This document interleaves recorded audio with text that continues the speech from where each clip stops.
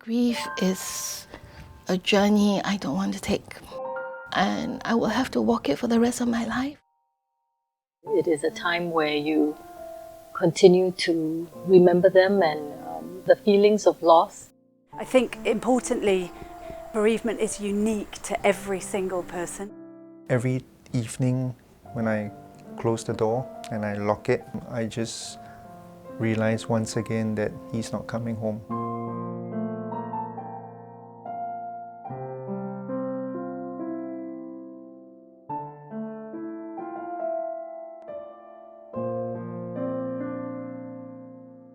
People think that you can get over it, that there is an ending, but that is definitely not the case.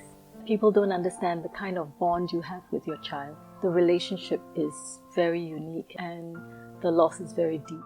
Some people are too afraid to acknowledge, they don't know what to say. I think it's important for people to realise that it's not something that you just get over. But you know, even just I'm sorry for your loss is better than not saying anything at all. You can never say you know how it feels until you have gone through it. That is bereavement. They don't want to see us delving into our grief because they really don't know how and what to do.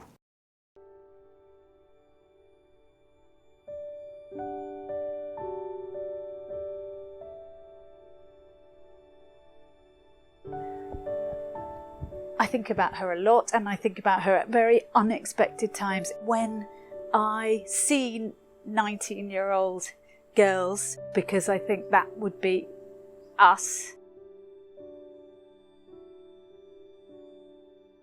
Actually just holding her in my arms. And I remember her face, and she had a little birthmark just above her eyebrows.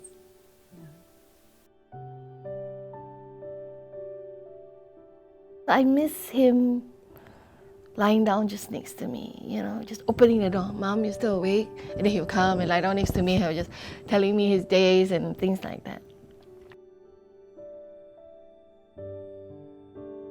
I had a very complicated and long birth whereby she became very distressed, and so when she was born she had to go into NICU. She'd lost a lot of oxygen, and on the 5th day we made the decision to take her out and let her die. Andrew went running one evening. I think he was preparing for his IPPT that was coming up. I had to go out to pick up another child, and then as I was leaving the building, I saw this group of people around someone that was lying motionless on the floor. To my horror, I saw that it was Andrew. And of course, the first thing I did was to hold his hand and to call his name. But unfortunately, Andrew did not survive. Her fever became very serious, and it shot up to 40, and we rushed her to the hospital, and before I knew it, she collapsed and she was on life support. She eventually passed away on the 31st of December 1999.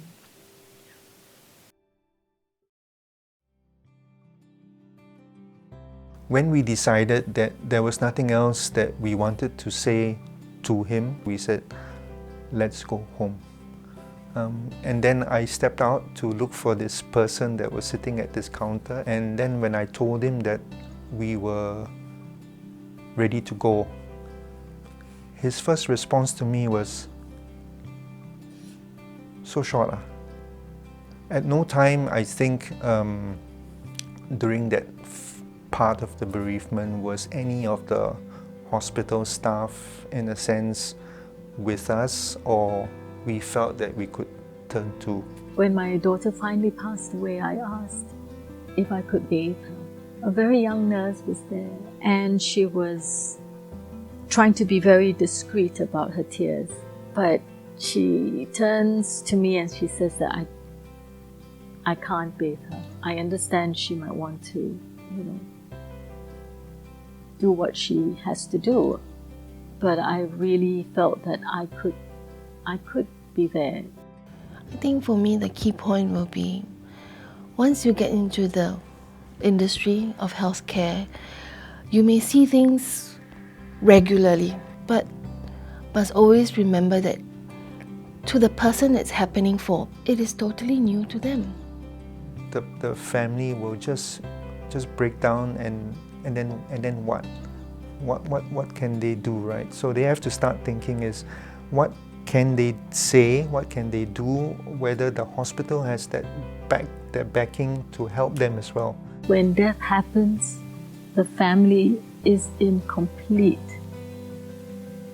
despair. And if you can tap onto your compassionate side and offer some kind of healing words or comforting words, I think that would be priceless.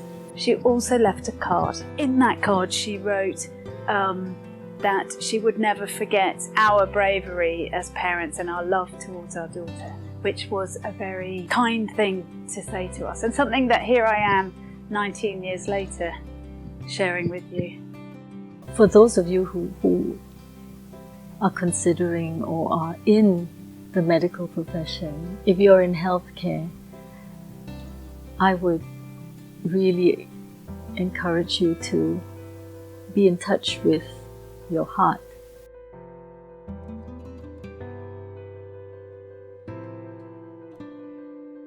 I would just like to tell her that we love her, always have. We miss her terribly, but she will always and forever be part of our family.